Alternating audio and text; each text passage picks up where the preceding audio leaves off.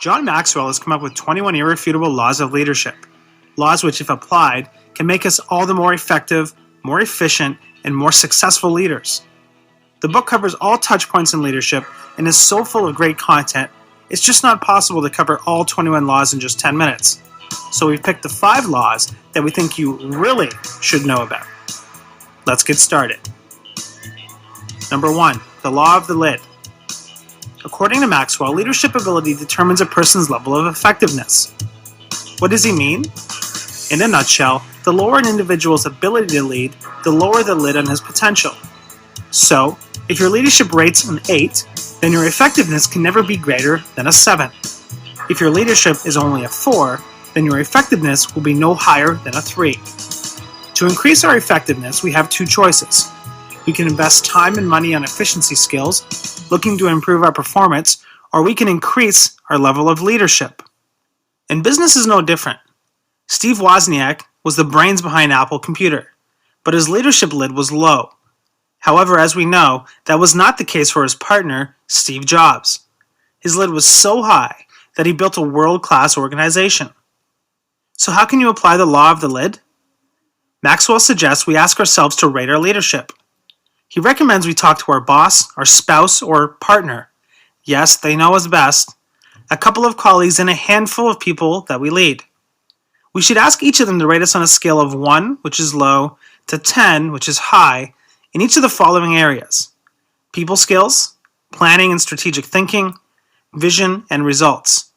We then average the scores and compare them to our own assessment. Based on these assessments, is our leadership skill better or worse than we expected? Is there a gap between our assessment and that of others? What do we think is the cause? How willing are we to grow in the area of leadership? Number 2, the law of navigation. Who was the first to reach the South Pole? Amundsen, of course, but we all recall more about Scott's failed attempt. While Amundsen painstakingly planned his trip, studying the methods of the Eskimos and other experienced Arctic travelers, Scott stuck to his own beliefs. Rather than using dog sleds like the local experts, Scott decided to use motorized sledges and ponies. Motors stopped working only 5 days into the trip. The ponies were unsuitable for the low temperatures. As a result, the team members themselves ended up hauling the 200-pound sledges.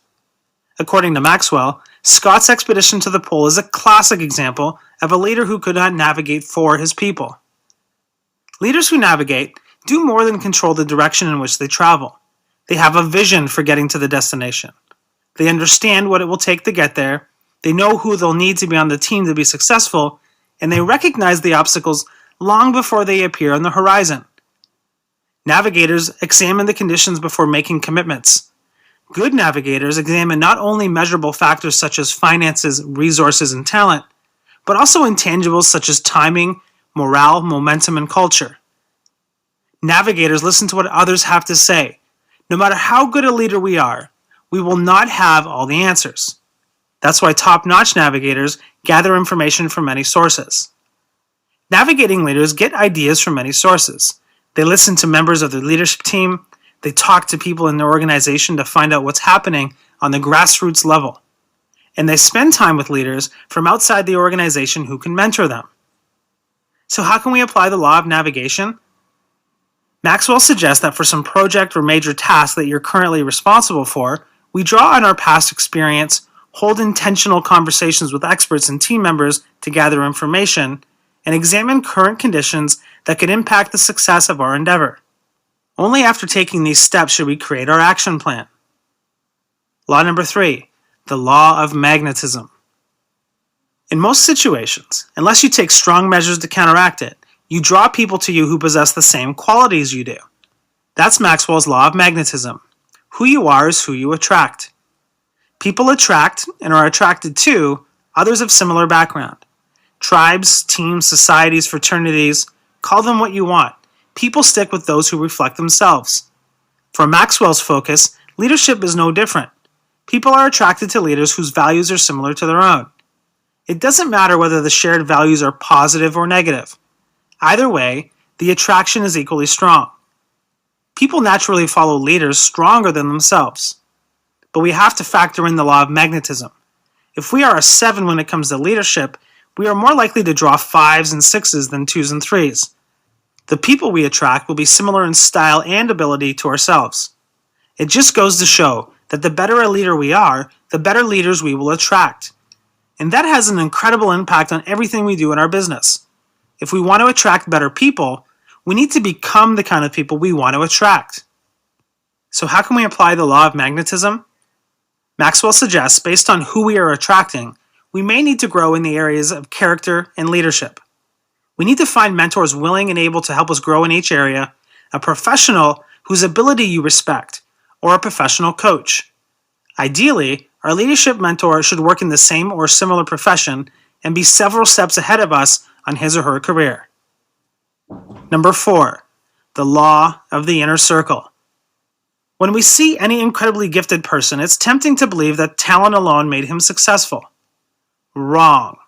Nobody does anything great alone. Leaders don't succeed alone. There are no Lone Ranger leaders. Think about it. If you're alone, you're not leading anybody, are you? A leader's potential is determined by those closest to him. Leaders have to deliver. There's no substitute for performance. But without a good team, they often don't get the opportunity. Their potential is determined by those closest to them. That is Maxwell's law of the inner circle. While most people create an inner circle of people, they are usually not strategic in doing so.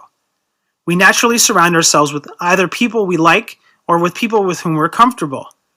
Few people give enough thought to how those closest to them impact their effectiveness or leadership potential. One key to successful leadership is the ability to influence the people who influence others. How do we do that? By drawing influencers into our inner circle. The people in our inner circle must be adders or multipliers. They should have a proven track record as assets to the organization. The law of the inner circle helps us progress. Once we've reached our capacity in time and energy, the only way we can increase our impact is through others. So how can we apply the law of the inner circle? Maxwell suggests we list the names of your inner circle members. Next to each name, write what that person contributes. Look for holes and duplications. Then begin looking for people to fill the holes and consider how you might eliminate redundancies. And be prepared to challenge current members with potential to rise to your expectations. Number 5, the law of the picture. According to Maxwell, the story of Easy Company, HBO's Band of Brothers, is a great study in leadership. When the leadership was good, it made the difference, not only in the way the soldiers performed, but in the outcome of their battles and, ultimately, of the war. Why did it make such a difference? Because people do what people see. That is the law of the picture. As with Commander Winters and Easy Company, when the leaders show the way with the right actions, their followers copy them and succeed. Great leaders always seem to embody two seemingly disparate qualities. They're both highly visionary and highly practical. Their vision enables them to see beyond the immediate. The temptation for many leaders is to merely communicate about the vision. But that's not enough.